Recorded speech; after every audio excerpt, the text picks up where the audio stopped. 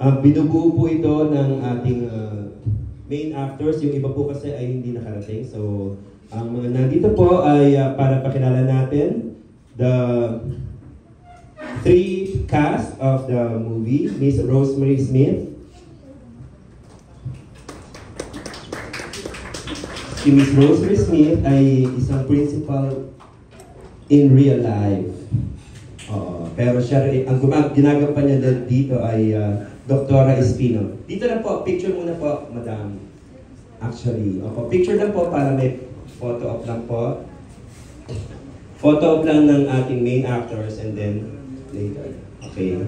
And then we can sit down, ma'am. Thank you. May we call on one of the lead stars, a new actor, Jeremiah Alera. He plays Max. Picture lang for profile. Siya ang gumaganap na bully. Ayan. Smile, smile. Mga nahihiya sila, mga kapatid, kaya be gentle, ha? Mga baguhan nating mga artista. Okay, thank you, Jeremiah. And one of the two male leads, please welcome is Nika de Guzman. Nika, center mo na photo.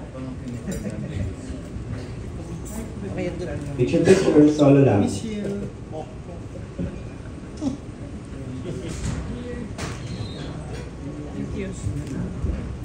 Okay, thank you, Nika. And of course, our producer, kung wala po siya, ay wala po tayong pelikula. Producer po ay isang owner din po ng napakaraming eskwelahan sa Bulacan. Mamaya po malalaman niyo po kung ano-ano ang mga ito. Please welcome our executive producer, Mr. Dominic Orhalo.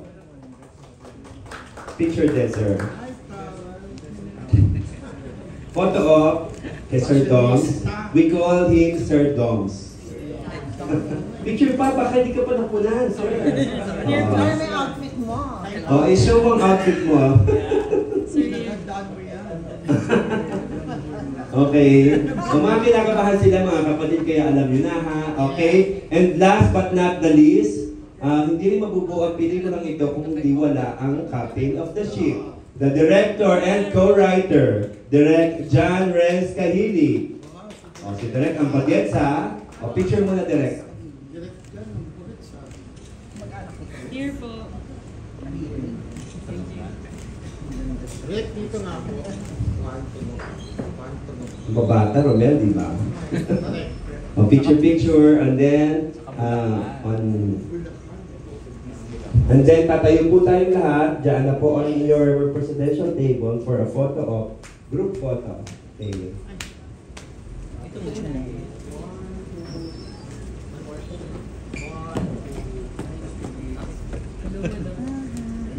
Smile. Sa gitna po. This is your moment to shine. Isa na lang. To your right, to your right. Nagalit po si John eh. Ang mga kaibigan natin yan, mga invite nating media at vloggers. Thank you. TV. Stand lang ko eh. Yes. Sino? Nakalagay na ako. Romel and Romel. Okay na? Okay, sige. Thank you so much po. We have our microphone there, no, Justin. So, pasalatain muna natin sila ng kanilang welcome remarks. Miss Rose, greetings, magpakila. Bilang the producer of this movie, ano po ba yung background? Paano po nabuo ang project? Okay. Good afternoon po sa lahat. Actually, I am actually passionate to film.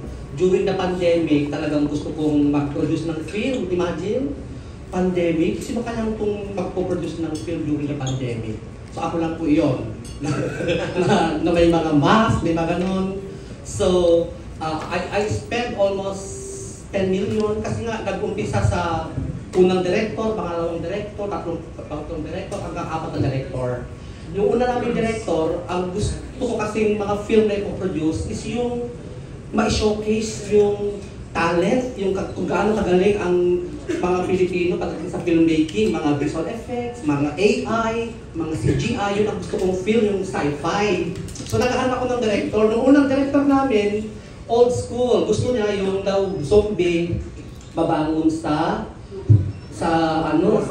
cementerio. Sabi ko, hindi pwede, kako. And then, another one, kasi sa pelikula kasi uso yung sulutan eh. Yung director naman, hindi pwede, sulutan ng isang director, magbibigay naman sa akin ng yes. Yung pangalawang director naman, sabi niya, CGI. Ang problema namin sa CGI, yung mga sundalo, puro green screen. Yung mga sundalo, nagkaka-green, edi wala ding ulo. So we spend millions on that. So ano naman po yun? Ano naman yun? Yung pangatlo namin director naman, gumawa naman ng sariling istorya na yung mga bully, sila naman yung sila yung survivor, sila yung mga, sabi ko, mga kalaban, di ba? Yung mga, so parang, and then, nakita ko si Direk Renz na. Kasi, ang dami ko natutunan sa industriya ng filmmaking. Una-una, yung pagtitiwala, yung trust, and then, hindi basta-basta maglabas ng pera. Kailangan po natin suhin mabuti ang mga proyekto, yung mga tao na makakatulong sa atin. At the same time, dapat to align yung vision natin sa ating mga nakasalunguha. Kaya salamat sa Lord kasi at least natuloy na yung pangarap ko na pelikula na kaya makipaglaban sa ibang bansa, like yung mga ginagamit ng bagong teknolohiya, like CGI, artificial intelligence, at yung mga iba't kakaibang visual effects na hindi pa napapalabas o nakikita ng mga Pilipino moviegoers. So yun po ang pangarap ko sa ating pelikulang Pilipino. Thank you, Sir Dogs. Ayan, meron na tayong knowledge or idea ng kanyang backstory. And then siguro, Direk Jan, bilang co-writer din ng pelikula, tungkol saan ang pelikulang Lisik Origin Point? Ang Lisik Origin Point is tungkol sa mga estudyante, how their normal lives were disrupted. So, you can see if you watch the movie, makikita natin yung mga interrelationships nila sa isa't isa, kung paano sila namumuhay, kung sino yung mga magkakaibigan, sino yung mga magkakagrupo. And then, doon sa story, suddenly, their world goes upside down because of an experiment done by one of their professors na nag-cause nitong outbreak na ito. So, may explore po natin sa movie yung resilience ng mga students, resilience ng friendship nila at pagtutulungan nila, at saka yung value ng loyalty. Ayun po. Okay, tanungin natin yung dalawang artista natin dito, mga baguhan ito, mga to eh. Naging estudyante rin kayo ng school ni Sir Dogs, tama ba? Yes. Pero now you're college na. So Yes, we're in college. Nag-audition ba kayo or handpicked ba kayo by our producer? Actually, producer, at first, with the help binigay ni Sir Dogs sa amin, the opportunity, I praise God for them. Then, nung grade 11 namin, there was audition. Then, hinatak lang ng classmate ko, which is, I was hesitate. Hinatak. Opo. Pero, nandun na ako on the spot na, why give a shot? Why not? So I tried and I read the script. So I immersed the character as Max. At I guess we put it off maayos na successful naman na nagustuhan ni Direk Renz and Sir Dogs yung pagiging character ko as Max po. Di naman may the first time ko Ano yung character ni Max? Bullying, maas, at walang sinasanto po. Bad character Yes kasi. po, kontrabida po. Kontrabida, pero not bad for a first time. Not bad for first. Sige, si Nika, pakinggan natin. Nika, anong role mo dito? Paano ka napasok? Una po, may teacher po ako sa DRST nun, sa Bozar. Grade 12 na po ako nun. Noong una po talaga, hindi ko po alam, nagulat lang din po ako kasi chinat po ako ni Sir. Si Sir Tyron po. Si Sir Tyron po talaga lumatak sa akin. Nag-chat sa akin.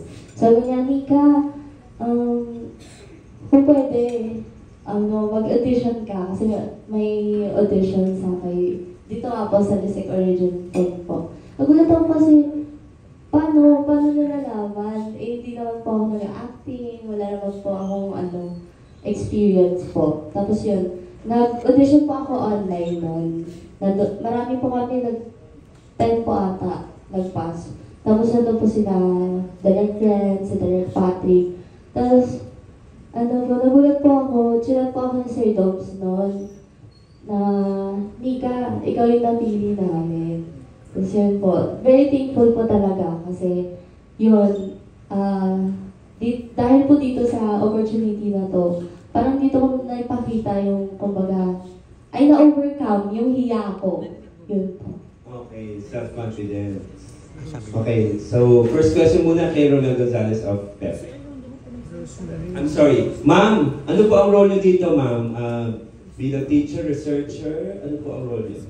Si Miss Rosemary. Dr. Spin po ang role ko dito. And I'm also the professor and researchers sa pelikula. So malaki pong kumbaga may markado rin po yung role niyo. Yes po, kasi ako yung dahilan kung bakit merong kahapon. Parang meron po ba kayo na-discover na virus? Pwede ba sabihin yun direct? Okay naman. Hindi naman spoiler. Meron spoiler. Hindi naman. Kasi yun naman umikot yung point. So ako hindi, gumagawa ako ng research for the medicines kung paano masosolve yung gantong diseases, but how it just happened na nagkaroon ng outbreak. Okay. Siguro last question bago pa iba to sa ating mga friendship. Direk, kamusta yung mga bagong artista mo? Kasi first time daw nila, wala silang experience sa acting, mapa-theater or mapa-short film, sabak agad sa full head. I think they're being modest. Kasi medyo nahiya sila ngayon, I can see it. Pero pagdating sa acting, sobrang galing nila. So easy to direct, madaling bigyan ng direction. And they're very quick to understand the scenario or the sequences. For example, Nika. When we had that online casting, nakita namin kagad yung delivery of lines niya na talaga very emotional, very authentic. Tapos nung shoot na, sinabihan din namin siya magkakaroon siya ng action scene. Very natural siya sa action scene. Actually, I'm gonna spill it na si Nika after Easy Origin Point, he worked with my friend na film director and she did some action scenes as well. So very natural siya sa action. Tsaka pagdating dun sa pag-iyak, tsaka sa pag-release ng emotion, very good po siya. Tapos si Max naman po, si Jeremiah, is very good in carrying out the personality of the character. Even though he's not really a bully in real life, carry niya eh. I mean, he was able to embody the character himself na parang, yun yung nagustuhan ko sa kanila. Talagang, ito yung character ko, ito ako, during the shoot. So, sobrang madali silang katrabaho, tsaka talagang magagaling silang umakting. So, even if they say na wala silang experience, it means you guys have natural talent for it. Thank you and welcome to Showbiz. Ano masasabi mo kay Madam Rose? Sorry. Si Ma'am Smith, very good at following directions po siya. Tapos, we provided her yung script na-intindihan naman po niya na straight to the point naman po agad. Very professional po, tsaka kuha niya po yung voice nung bilang professor at scientist. Very charming po siya, as you can see kung once we watch the movie, nakikita niyo po siya na interacting with the students, very natural po. At tsaka, yung character po niya is hindi naman po necessarily evil eh. She's actually trying to do good. It's just that, syempre, for example, sa mga science experiment, minsan something goes wrong. Kaya parang, doon po nangyari outbreak, something went wrong with her experiment. Ayun po. Thank you, Direk. Now we have questions from the press, Romel. Yes, hello po. Siguro para kay Direk as our producer. Kasi po merong Netflix hit series on All of Us Are Dead na kapareho po ng kimention no, may teacher na experiment, nagkaroon ng outbreak sa school. Doon niyo po ba ibinase ang pelikula? Actually, coincidences lang po yun. Yung sa All of Us Are Dead po kasi, yung teacher doon, is very parang galit siya eh, parang vengeful siya eh. His experiment is for revenge. Yung sa amin naman po is for the greater good ang plano niya. It's just went south. Tsaka, actually, I've been hearing that comparison for quite a while now, no? Kasi, I couldn't blame people, the comparison, kasi yung setting namin, as yung story may zombies sa school, although, talagang plano na namin siya, even before nag-pop na yung All of Us Are Dead. So talagang school ang setting namin. And besides, if you actually watch the movie, makikita niyo yung character difference. It's very different from the characters from that series po. And then kay Sir Dom, nabanggit niya nag-shoot kayo pandemic. Yes po. So, pwede niyong pakikwento yung mga hardships and difficulties na pinagdaanan ninyo dahil nga ang hirap mag-shoot ng pandemic. Okay. So, syempre po, during the pandemic kasi yung naming director, nagbigay lang siya ng budget. And after that, locked in na kami sa isang school po dun sa Santa Maria, sa Bulacan. So, ang problema, may budget, pero yung pag-deliver ng pelikula, kung gaano sila creative, yun po nagka-problema. Kasi hindi nila na-supervise, basta nalang kumuha na ng pera eh. Hindi nila na-supervise na maayos. Niloko po ba kayo? Parang gano'n, ewan ko lang, ngayon po kasi. So, basta lang kasi pandemic at time, para lang, siguro basta lang kumita, pagkapera, kasi parang survivor of the fittest that time eh, nawalan trabaho eh. So that, for me, gusto ko lang talaga magkaroon din ng trabaho, yung mga, ang daming artista na walang trabaho that time. So, lahat yun tumulong sa akin kasi gusto ko, ang title dito that time is Plandemic. Yun ang gusto kong title that time kasi parang yun ang napapanahon. Gusto ko talaga yung mga CGI, sinabi ko talaga yung Skydirect On, yung mga CGI ang gusto ko, yung mga visual effects. Ang problema, yung talent ng artist na kulang hilaw. So hindi lang na-deliver yung gusto ko na i-produce, na gusto kong thank God, meron akong nakilala, si Direk Kahilig na very innovative, very creative, na swak naman sa vision ko. Kaya po nag-meet po kami. Yan po. Ayun, next po, meron pa. Lagay ko pong talk show ito. Bakit po zombie film ang naisipan niyang i-produce? Unang-una, yun po ang gusto ng mga kabataan, mga millennials, mga young at heart. Di ba po? At saka yung mga zombies sa Pilipinas naman sa movies predictable na hindi na parang normal lang siya Unlike ito, kakaiba. Kasi gumamit kami ng mga artificial intelligence, AI, gumamit kami ng mga CGI, mga visual effects, kakaiba yung aming mga stunts na hindi pa nakikita sa Philippine movies. Tulad daw po ng wow, a secret. Last na lang po, Sir Dom, bakit po halos mga baguhan ang kinuha niyong cast? Unang-una po, lahat naman po tayo ay nag-umpisa sa bago.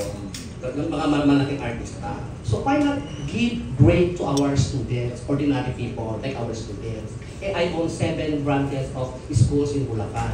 Siyempre, we don't only provide quality education. We want also to give opportunity to our students to enhance their skills, their talent, their acting. Yun po ang goal ng school namin. Kaya nga po nag-produce ako ng movie para rin ma-enhance or ma-improve yung kanilang skills sa pag-acting, yung kanilang talent, mahidang talent. Who knows?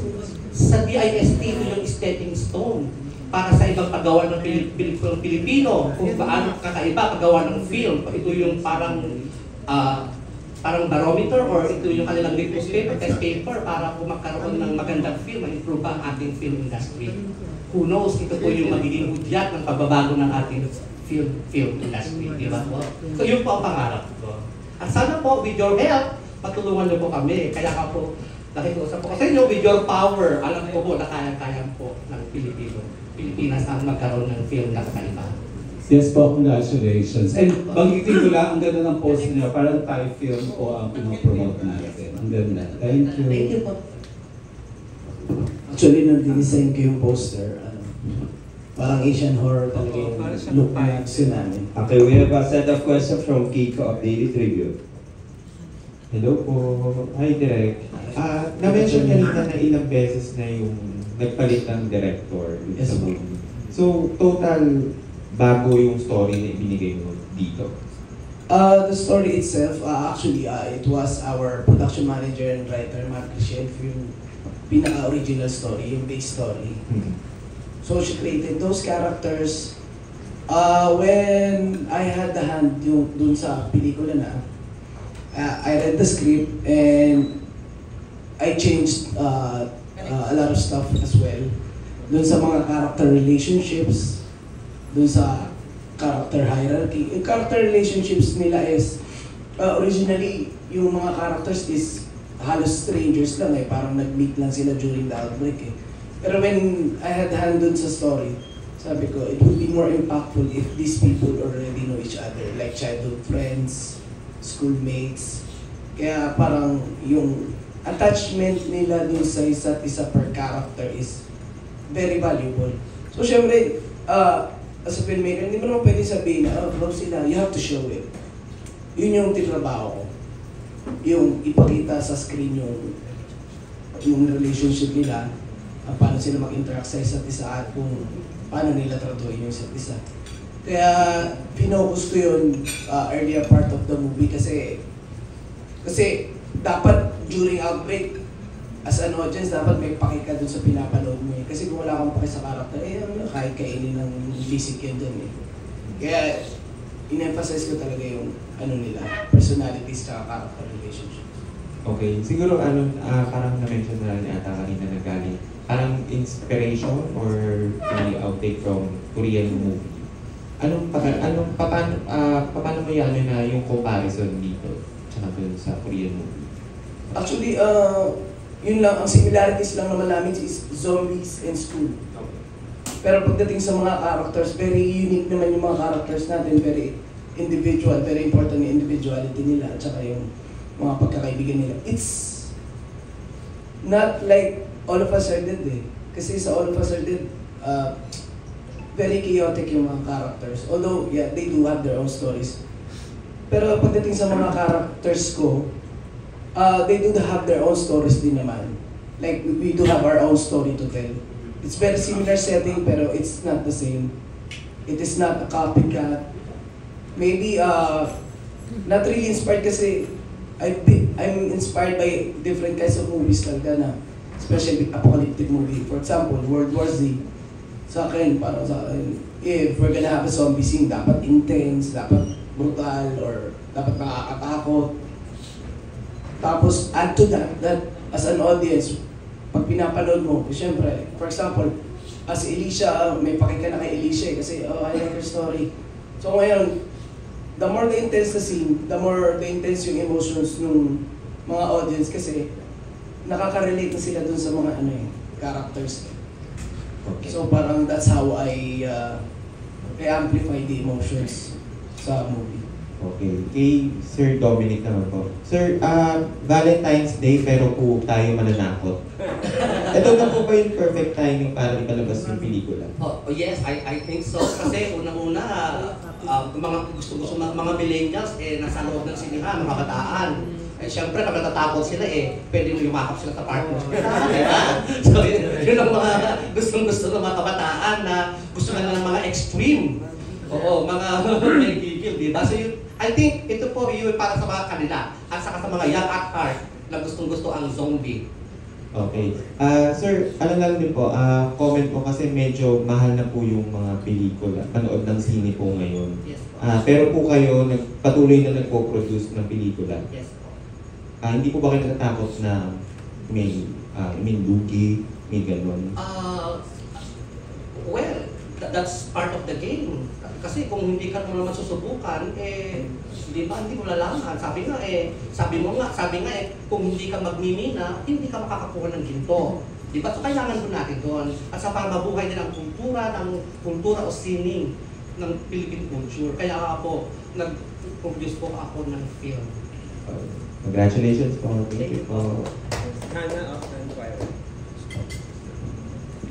Hello po, congratulations po sa inyo lahat. So, kay Sir Dominic po, na-mention niyo po kanina na gumamit po kayo ng AI sa pelikula. So, di ba syempre controversial ang AI kasi baka hindi human yung gumawa or parang mawala na pa yung mga ibang creator. So, paano niyo po i-assure sa pelikulang to na kahit may AI, mararamdaman mo pa rin yung pagiging human ng pelikulang to?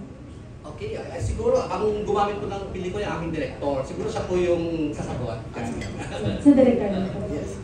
Actually, yung AI naman, hindi naman siya very extensive, no? We just use the help of AI to make a better quality film. Kasi the whole movie is very human itself. Besides, for me, I've been following the AI trend as well. So, parang for me, creating AI films right now, like from AI itself, is not very usable. So, it still has a human element to it na you could use para lang to enhance, but not to create. Parang ganun for me. That's for me AI is. So, paano ko lang po, kasi di ba po, ang dami na pong zombie films ngayon. So, paano po natin ma-assure na kakaiba po ito at yung mga tao, manonood pa rin ng pelikulang to? Yung film kasi natin very exciting talaga. Ngayon sa akin ako, I'm very confident na if the people will give it a chance para panoorin, they will definitely enjoy it and they will definitely want more. Kasi our scenes are very emotional. Hindi lang siya yung emotional na mababaw na basta-basta lang. Iyak lang kasi iyak. Pero yun sa amin, emotional na, ma-action pa, tas intense pa. So, parang iba-ibang emotion talaga yung mararamdaman mo dun sa pelikula eh. So, parang, tapos pag, let's say, napanood na nila, pag well-invested na sila, mararamdaman mo, you will try to think, ano ba yung nangyari sunod, what happen next, you will feel the anticipation for possible sequel. So, sa actors naman po, kasi di ba minsan pag nag-shooting sa school, medyo nakakatakot. So, meron ba kayong mga experiences na parang feel nyo minumulto kayo or parang may zombie na dumadating? Ay, ako, for me po, wala ako po talaga. May sarili po akong mundo nun. Yung mga, kasi first time ko rin po na wala po talaga akong friends. May sarili po talaga akong mundo. Wala rin akong nararamdaman na kakaiba sa school. For me po, there was an instance po na sa Berlin campus na medyo may negative vibes na naramdaman ko rin eh. At tinawagan din ng mga staff or direct na ipag-pray namin na kasi it's a bad omen na may ganun eh. Kaya sabi sa Jay, pag-pray natin. Kasi ako yung religious boy doon na, nung time na yun eh, nung gabi na yun. To be honest, talagang negative vibes nung basement na yung Berlin campus. So, pag-pray natin, ikaw yung pastor namin, uy, wag! Hindi over dito. So, basically, pinag-pray namin, and after that, nawala na yung mga negative vibes during that film set. Kay professor naman po. Sa akin naman wala. Just happen na pagka nagbigay sa akin si Direk na ito, gawin mo, just a natural thing. Kasi nga, nagtuturo naman ako sa DST and parang natural ako lang. Congratulations po sa inyo lahat. Thank you. We have a questions from James from Rider Page. My first question is for kay Direk. Ano ang masarap o saya sa paggawa ng zombie movie? Sorry, can you repeat that? Ano ang masarap o saya sa paggawa ng zombie movie? Okay. The most fun in it is yung action. Although it's very tiring. Kasi pag nag-shoot ka kasi ng action, usually, for me, it's very economical and very smart to use one camera only kapag action kasi hindi ka pwede magsingit na isa pang camera dahil mahagip yan eh. Yung pinakamasaya doon is halos nakikita mo ni FIR Parada while shooting the action scenes. And then habang ginagawa mo yung action scene, you can imagine, pag in-edit na ito, lagyan natin ng dugo dito para mas maganda.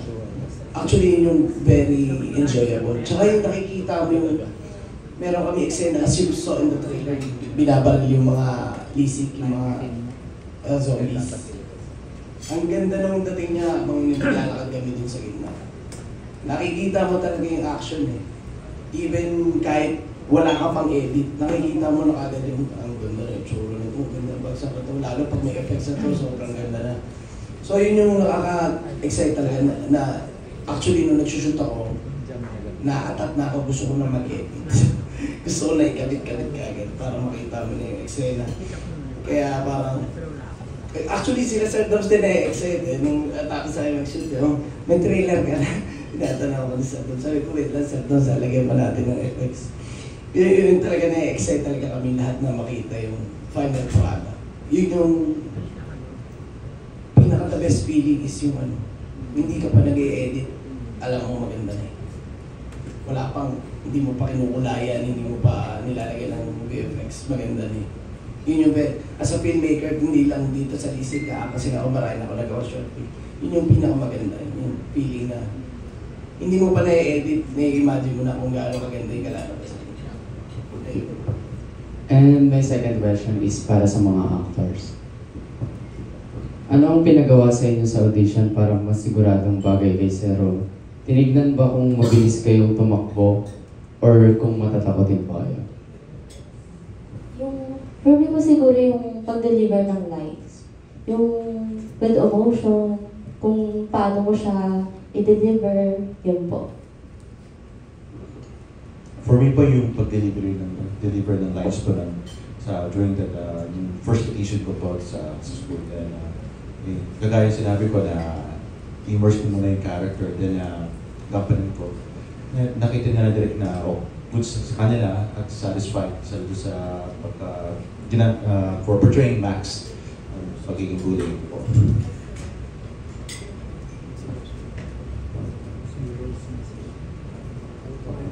Sa akin naman yung, dahil nga ako yung si Dr. Espinosa, so na-deliver ko naman kasi nga as a teacher, and then nakuha ko yung pagiging ng research. So yung the way ng pag-teach, the way ng sa laboratories, so mabilis naman na nai-emphasize yun. And my last question. Bakit zombies imbis na mga Pinoy monster kaya lang tikbalang o aswang may zombie pa na nag-inspire sa inyo?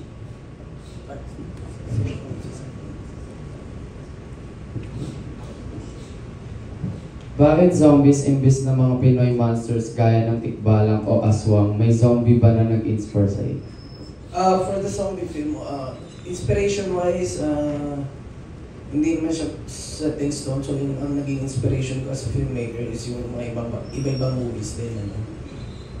So instead of using like Filipino monsters, yeah, zombie film kasi parang it matches yung aming scenario sa eskwelahan. And we wanted to put it a little bit more grounded kasi when we're going to go for mythical creatures, medyo we're going to the realm of magical na eh. So, ang goal namin is into the scientific field na what would happen if science goes wrong. And ito yung lumabas, which is Lisig zombie movie. So, sa mga mystical naman, pwede naman natin yun sa future. Marami tayong ideas naman. Actually, nag-iisip nga rin ako ng possible pelikula kagaya ng Biag ni Lamang, yung mga epic na parang maganda gumawa na gano'n, may mga superpowers na papakita mo with very international style na visual effects, hindi mga putyo-putyo effects na parang pinagpatong-patong lang. So actually maganda idea yan. Pero dito tayo sa Lisig, very swak siya dun sa namin, sa tema, which is realistic and science-based ang dating niya. Yeah, thank you.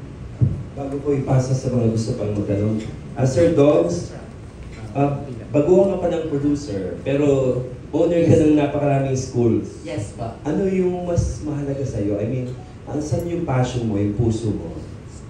Of course, being an academic. Okay. And then, talaga bang pinangarap mo mag-produce mula nung medyo younger years mo? Yes, kasi ako po ay bihirang panood ng Filipino movies. Mas gusto ko yung mga foreign movies, yung mga science fiction. Like yung World War Z, ganun. Oo. Ano po fascination nyo dun sa mga ganyan genre? Kasi kakaiba siya. Yeah, gusto ko ng out of the box. Ganun po ako. Out of the gusto ko yung creative, kakaiba. Ayoko yung, kasi ayoko nang, kung nanonood akong boring hindi ako nanonood ng pelikula na boring. Oo. Kaya nga po, mataas din ang tingin ko sa film. Kaya nga po nung pagbilis ako ng film, ganito ang gusto ko. Kasi nilalagay ko ang sarili ko bilang isang manonood. Kaya po nakikialam ako sa movie na ito yung gusto ko, yung gusto ko kasi nga yun po yung gusto ng mga kabataan, mga tao, yung kakaiba, yung wala pa sa merkado.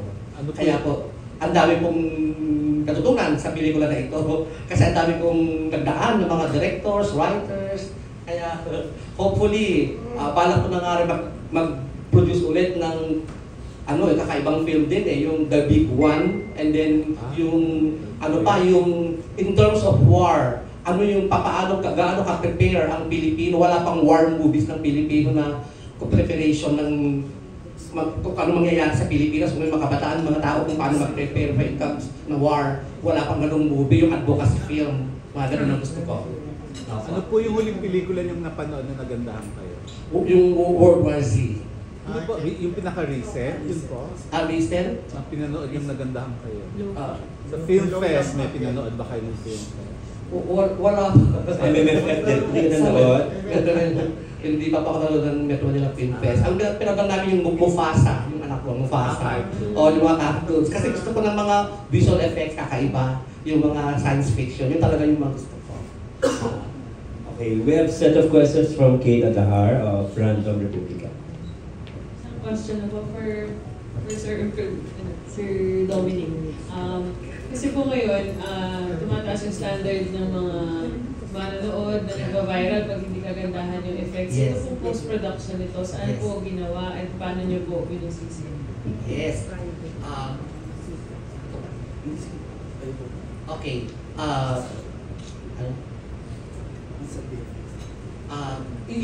More on kami kasi sa VFX, yung mga visual effects. Si Direk po kasi yung gumagawa nun, yung sa VFX, and then pinapakita sa akin, and then pag sinabi ko na, ay pangit, lagyan mo ng ganito. So, ang daming revisions. So talagang i-scrutinize muna namin bago namin ipalabas. Kasi, syempre ako yung manonood, hindi ko treat yung sarili ko as producer. Ako ay treat yung sarili ko bilang manonood. Opo. So kaya po, sabi ko, ito gawin mo, ito gawin mo, ito, gawin po, ay gawa ko. Kaya po maganda po yung kinalabasan ng film. Kayo po yung yun nga, dun sa VFX naman, back and forth naman po kami ni Sir Doms, no? Isa sa one of my skills is VFX, kaya bumpusi din talaga ako, maarte talaga ako. Every time I look at a frame, single frame pala, titignan ko yun. Mukhang totoo to. I always ask myself kung mukhang totoo. If it's not, then we gotta do it again. Tapos, we go back and forth na itong eksena nito, it's not gonna work because of this, because of that. So, very important sa akin talaga yung visual integrity. Especially sa effects. As you can see yung sa trailer kanina, di ba? When you look at the explosion, that looks very good. So, parang, sa akin, pagdating sa visuals, maarting talaga ako dyan. Thank you po. We have questions from Eric Bermeo. Congratulations sa team Sir Dominic and Janice. Actually, parang nakuha ko na kung ano yung lisik. That is your term for the zombies here. So yun ang tatanong ko naman ngayon is, ano yung origin nun? Paano nyo na-coin yung word na, yung term na yun for your zombie na lisik? Kaya nag-fall kami sa word na lisik kasi I had a meeting with my co-writer, with Ma'am Chriselle, she's also a prod manager. She's not here kasi she's sick right now. So, una, talagang nag-brainstorming kami kung ano itatawag. Kasi I don't wanna call them zombies. It's very unoriginal and it's very lazy. Kasi I noticed every zombie movie, they don't call them zombies. For example, Walking Dead, they call them walkers. Sa Last of Us, they call them infected, clickers, biters. They have a name for the infected. So sa akin, sabi ko, I want our zombies to be called something else. something original. So, at saka dun sa story, every zombie movie naman, if you watch it, they have no concept of zombies dun sa world nila eh. So, yun, kaya hindi namin ginamit yung term na zombie. We use LISIK because, dahil as you can see, yung mga students or mga infected, yung parang galit na galit kasi sila. So parang, ang tinawag namin LISIK, na lilisik yung mga mata. So, we went with the word LISIK. Tapos, yun na, yun yung naging terminology nung infected namin.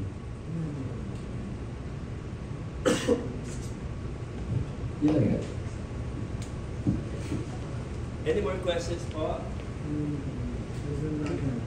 Cesar? Mahaba. Si Cesar muna after Cesar Romero. Cesar of Net 25.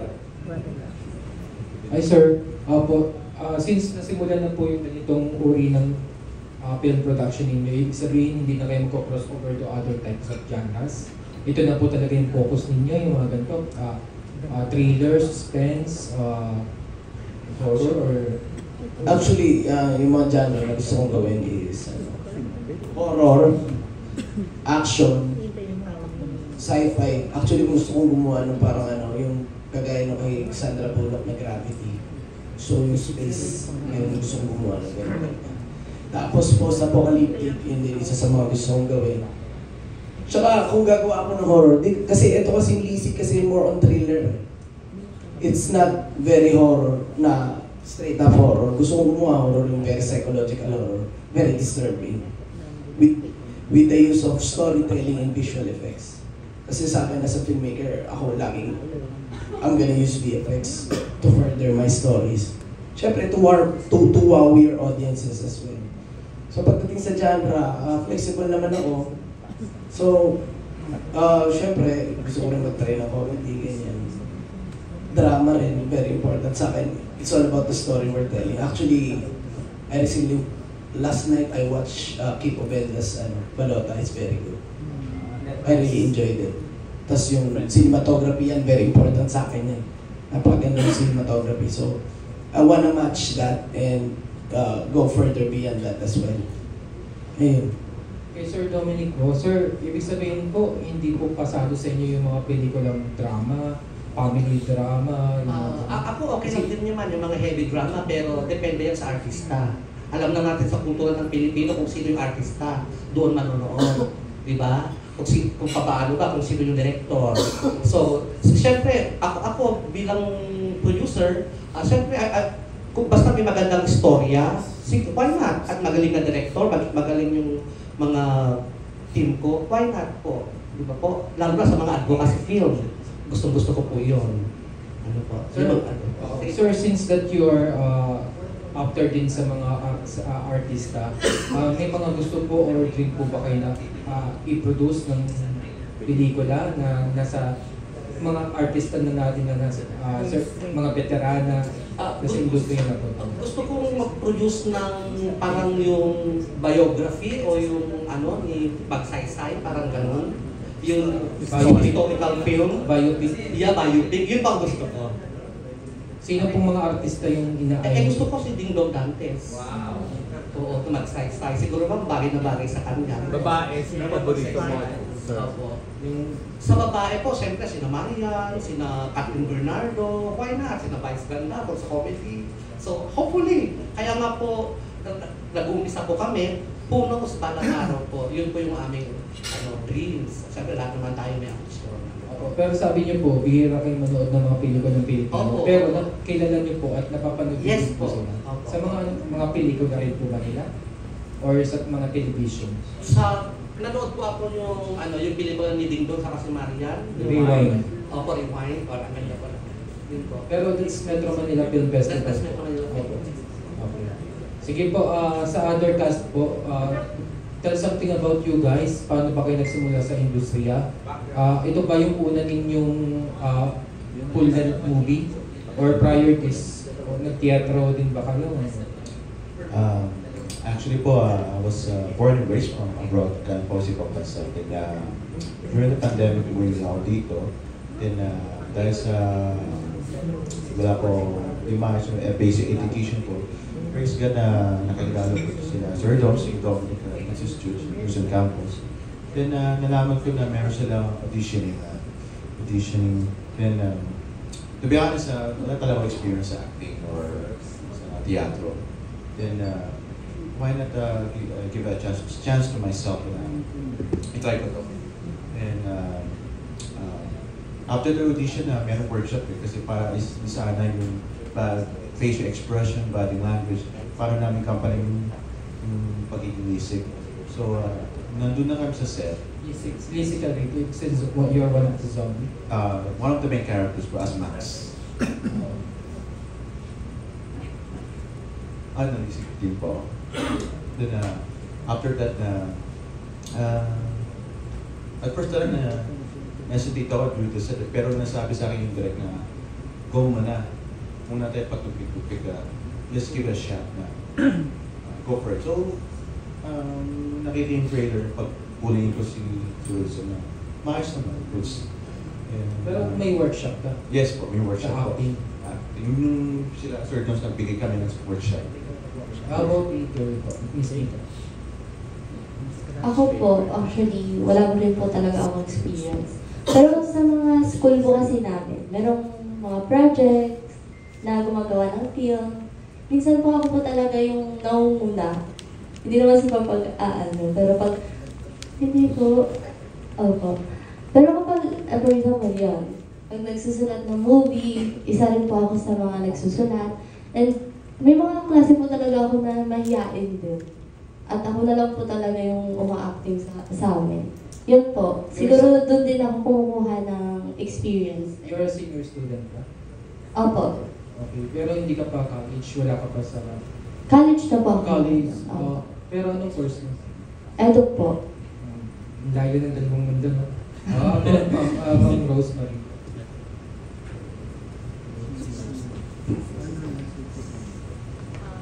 Real life ko, I'm an instructor, now principal sa isang school ni Sir Doms. And then paano ko napunta sa movie? I have no experience, wala akong experience umarte, pero to the help of the directress, na siguro naman na i-project ko yung gusto niyang i-acting ko yung sa movie. And then, paano? Makapalamukha ako. Sabi ko kay Sir, Sir, isama mo ako dyan sa movie mo na yan. So, dahil nga doon, talagang inano ko yung sarili ko na, kaya ko yan. Kaya ko i-project yan. Ano ba yan? Doktor? Kaya ko i-project yan. Teacher? Kaya ko i-project yung teacher. Karakter na karakter. Kahit hindi na ako, natural way nga, sabi nga ni Barret. Pero through the help of direct rems, na kukuha ko naman. Kasi kailangan mo siyang, nung una binabasta yung script, ay, ito lang pala eh. Simple lang. Parang natural lang sinasabi ko yun sa mga estudyante. So, okay lang. Sige po, last na lang po, one final question po. Ngayon na pumapasok kayo sa industriya ng entertainment, we know naman that we can please everybody. Papasok din po ang iba't iba pong critics, bashers, lalo na po. Tapos yung mga film reviewers, i-review yung inyo pong pagganap, makakatanggap kayo ng kritisismo, iba't ibang panlalait, handa na ba kayo tanggapin yung mga ganyan? Lalo na po patok ngayon ng social media. For me as a film director, as a filmmaker, expected ko na yan eh. Kasi when you put your work at public, you don't have the right to complain that people doesn't like your work. People will like it, people might not. Actually, isa sa mga trailer namin, yung pinakita ko, nakapost sa social media, inaaway na kami ng mga tao doon. Gaya-gaya daw kami. What I said was, well, for us, it's a compliment. If you compare it to All of Us Are Dead, it means it's pretty good. All of Us Are Dead is pretty good. And you're comparing our work to that. So, I take it as a compliment na lang. Instead of being angry na be upset, what's it gonna do? Wala na naman. Ayun. Sa akin naman, we cannot please everybody. Diba? Kahit mabuti yung gawa, mayroon pa rin masakit na masasabi. Ganun po, alam naman ng Pilipino, di ba? Pag umulat, uso ang crowd mentality. So expected na po yun. For the information of everyone, ito po ang kauna-unahang pelikula ni Direk John. Tapos Yeah. na-cast. Kauna-una ang full-length film niya. Pero naka-labing isa na ba siyang short films? Or more? 12? Or more? Almost 15. Mula noong 2011. College ka pa lang or something. College ko. Si Sir Dogs ay kauna-unahang pelikula rin niya. Correct. Kaya, ito ay ang kanilang launching na. It's lahat ay a first time. debut for everyone. Kaya alam niyo na mga kapatid, tulungan natin sila. Sana mag-last, Sir Dom. Ito ang origin point nila. Ito ang origin point. With your help po. With men around. Bago po ang kanilang closing remarks, kung wala na po mga tanong, kasi yung iba, si Miss Nitz Mirales pala ang may pahabol. Birthday girl. Happy birthday, Nitz!